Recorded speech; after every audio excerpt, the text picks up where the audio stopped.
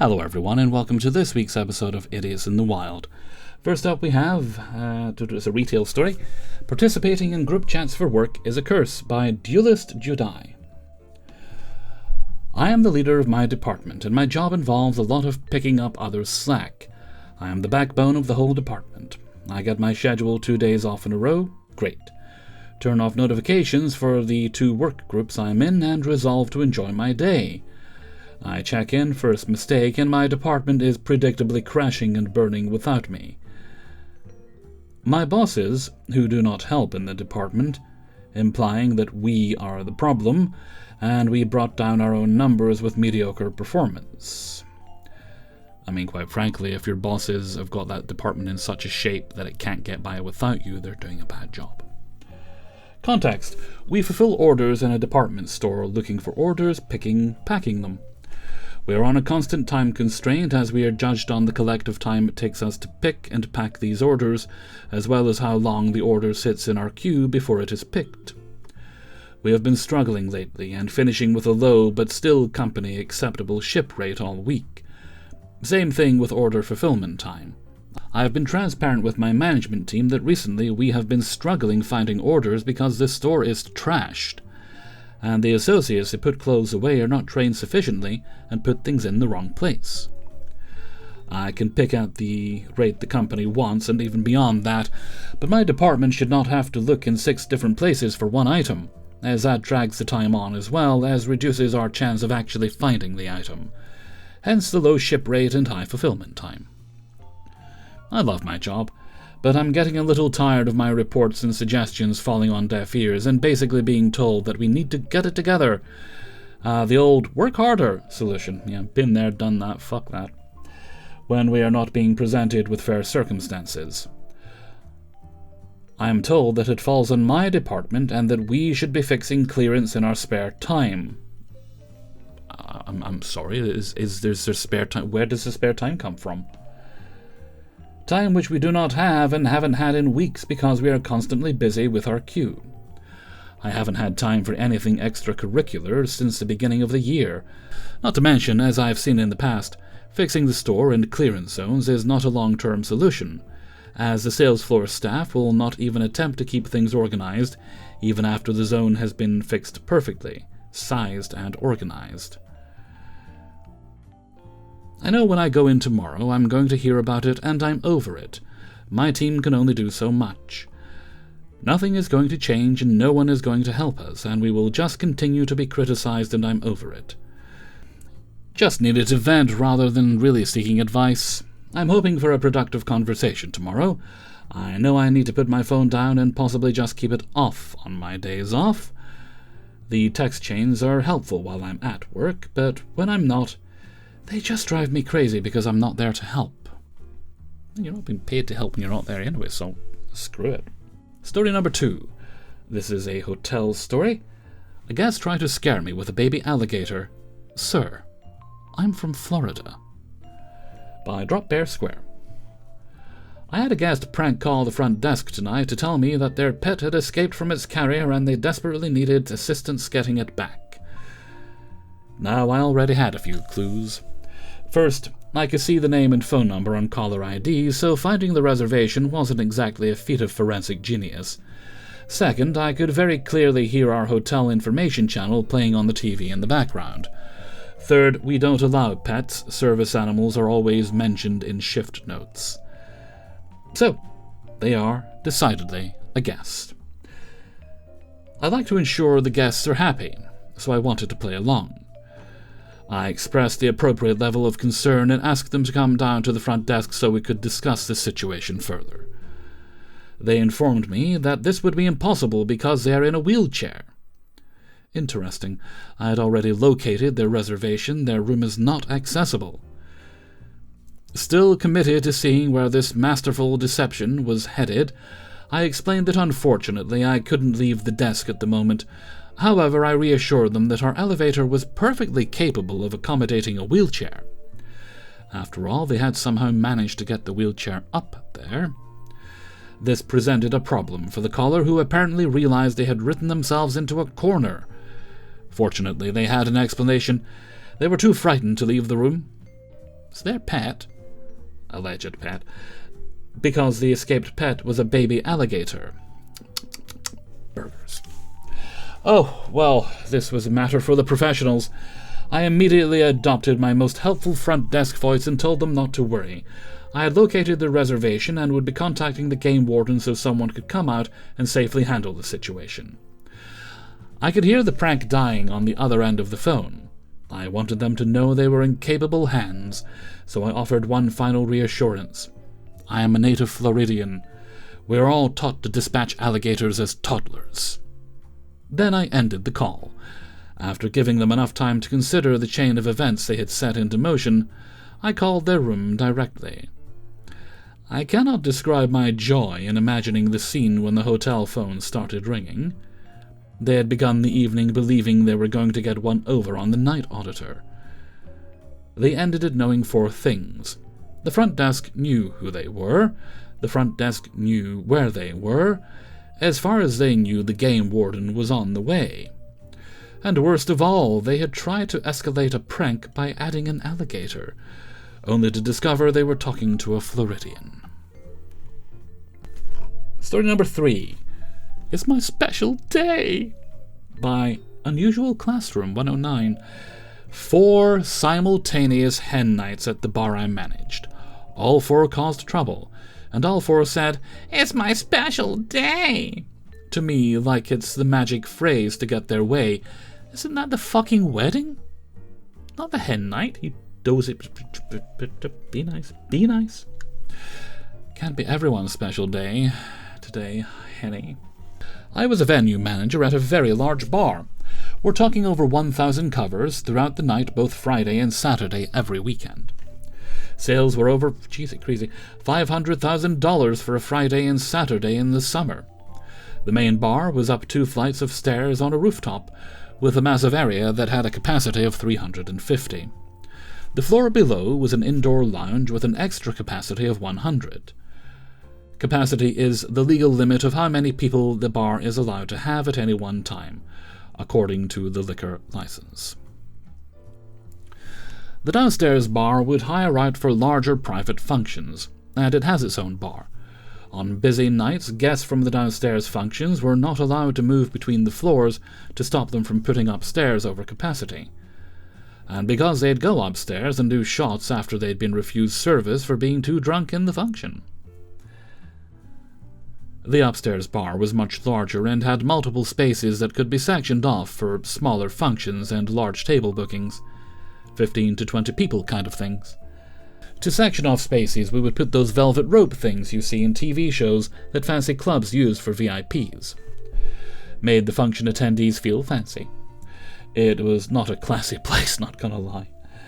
Then we had little stands that would print the guest's name out and put it on the stands on all the reserved tables. It also was a large dance floor, with a stage for a DJ. We had a large hens night booked in the downstairs bar, about 50 people. We had a second one booked to start upstairs an hour later. We were all dreading it. Hen nights are horrible. The women get messy and loud, and it tends to be vomiting and crying. I made the bartenders draw lots for the downstairs bar that night. Oh. Our liquor license specified no adult entertainment, so no strippers and no dick-shaped stuff. We let the downstairs function have dick stuff because it wasn't in a public space, but the upstairs function was dickless. Downstairs function arrives. It's going fine at the start. They seem nice. 30 minutes later, a bartender runs upstairs panicked to come get me. Gatecrashers let themselves in, saying they were there for the hens night and security let them in. Good job, guys. Good job. The actual bride-to-be is livid.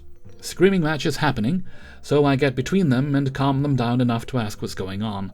Second bride-to-be hasn't booked, just rocked up for the rooftop bar and security put her in the lounge accidentally.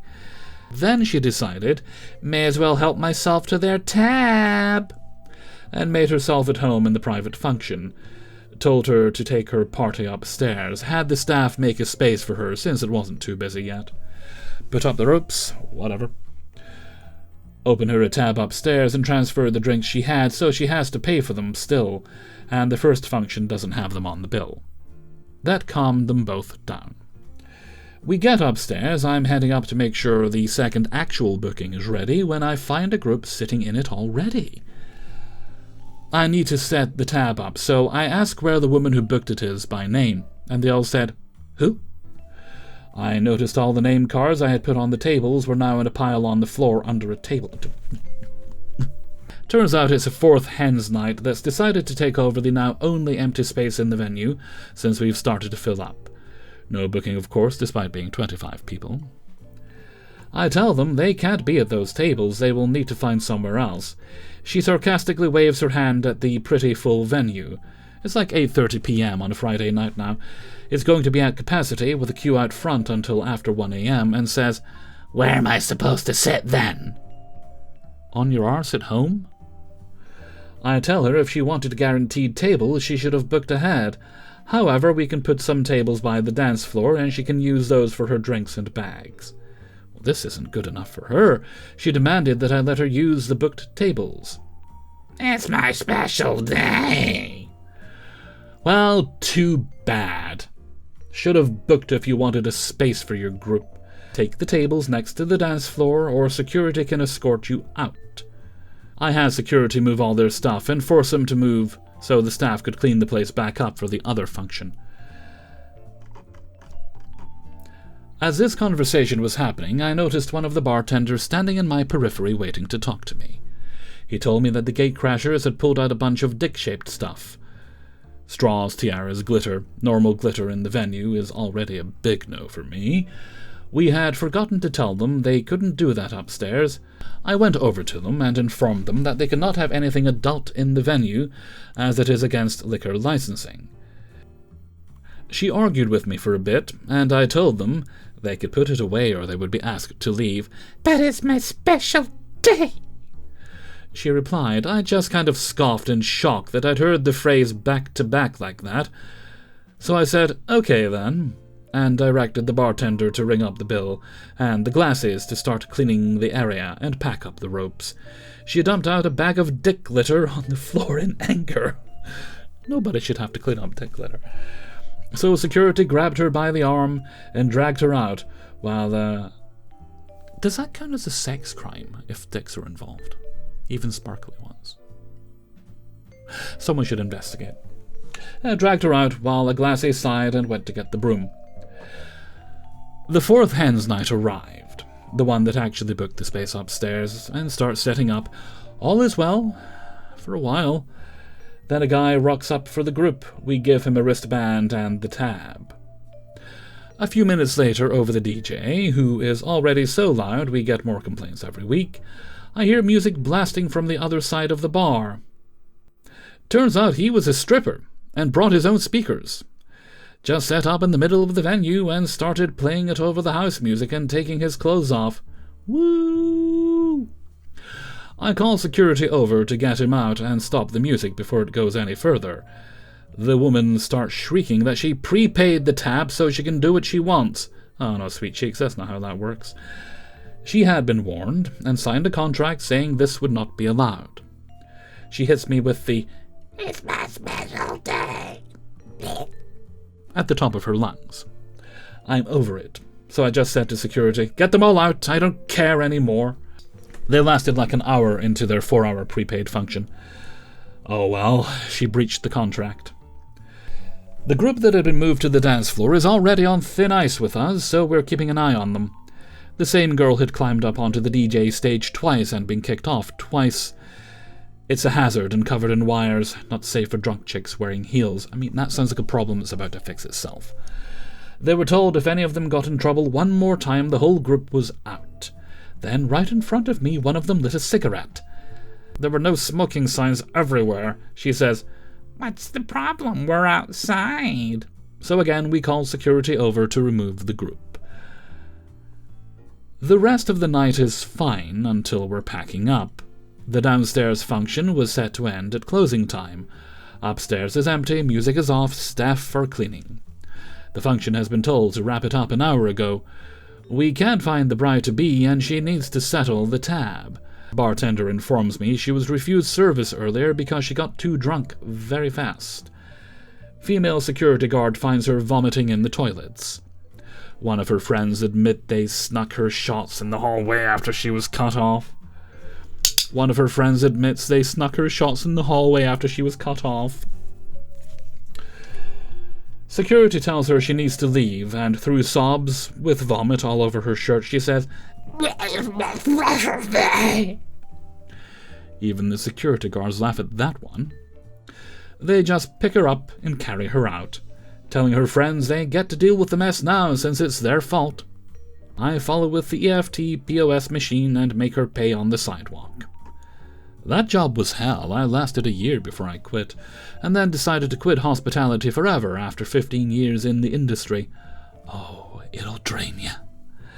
I have a story like that for almost every single weekend in that bar, from getting physically assaulted by an over 6-foot-tall bodybuilder-looking guy, because I didn't let him shout, well, something I'm not allowed to say on YouTube, but dog and over and over again at a woman that rejected him on a Sunday at 2 p.m., to 2 different women literally shitting themselves and Jesus Christ into the floor in front of me on the same day, also in broad daylight.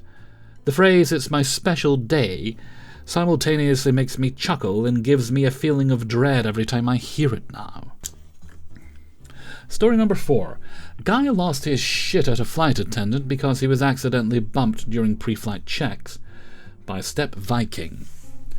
Internal EU flight, about an hour, low-cost airline, 25-ish euros a ticket. Nothing to write home about. Well, at that price, you'd probably have to get your own pen and paper. Unfortunately, before we even took off, I heard an argument starting behind me. Apparently, while the cabin crew were doing the usual pre-flight checks, seatbelts, tray tables, etc., one of the flight attendants, male, accidentally bumped into a guy sitting in an aisle seat. Well, that type of guy that tells you to keep going. And Mr. Dickhead absolutely lost it. At first I just heard him repeatedly saying, "Don't hit me." Fair enough, I thought. Maybe something actually happened. Then he went into a loop. "Get the fuck out of my face! Shut the fuck up! Leave me alone!" Over and over, for what felt like a solid minute. Another flight attendant tried to explain that nobody was trying to hit him. He was sitting in an aisle seat, the cabin is cramped as fuck, and the crew were rushing to finish their checks before departure. Apparently he'd just been accidentally bumped while someone was moving past him. This explanation did not calm His Majesty down. The first flight attendant was clearly starting to lose patience too, because at some point I heard something along the lines of, "Do you have a problem? Do you want to get off the plane?" Then I heard, "Don't touch me." I couldn't see exactly what was happening at that point, so I don't know whether Mr. Dickhead tried to grab the flight attendant or what, but eventually the situation ended with him being moved to another seat somewhere in the middle of the plane. Well, the tarmac would be better, presumably so nobody would accidentally violate the royal personage again. And that was it. Bruh. Oh, I could have guessed it was Ryanair. You're on a 1-hour Ryanair tier flight in economy that costs about as much as lunch. You're sitting in an aisle seat in a metal tube where 2 people can barely pass each other. The crew are trying to get everyone ready for takeoff. Maybe, just maybe, if somebody accidentally bumps you, you can survive this grave injustice without screaming, "Get the fuck out of my face," for a minute straight. Especially when there are kids sitting right fucking there. I know you should ask the children, they could teach them some better curse words. I genuinely wish this was rage bait, but unfortunately this literally happened today. I'm still kinda amazed that some people can talk to complete strangers like this over something so minor, and apparently see absolutely nothing wrong with it. Fifth and final story for today is Guy on Train Thinks He Deserves All My Legroom by Aaron2933. This happened in 2019, shortly after I started my first 9-to-5 job. I was 19 at the time, and just for context, I was extremely shy and tended to avoid unnecessary conflict at all costs. Was on the train home from work on a fairly crowded train. The train begins at the station I got on, so whilst a fair amount of seats were occupied, I was able to secure a seat easily on one of those 3-seaters. If you've never sat on a 3-seater before, usually the window and aisle seats are taken up first, leaving the middle seat to be the last one free. I was sat at the window seat whilst the stranger was on the aisle one. One stop later, this tall guy gets on and sits in between me and the previously mentioned stranger. A little awkward and uncomfortable, but obviously no biggie, since this is all part of travelling on public transport.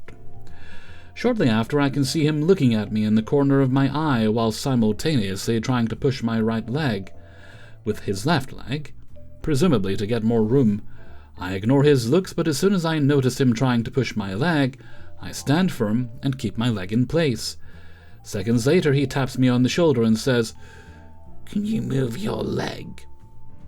I look down and see that my leg is perfectly within the borders of my respective seat and not protruding at all onto his seat. I already knew it wasn't, since I myself hate when people take up more legroom than they should. If anything, he was beginning to go onto my seat from when he was trying to push my leg just a second ago.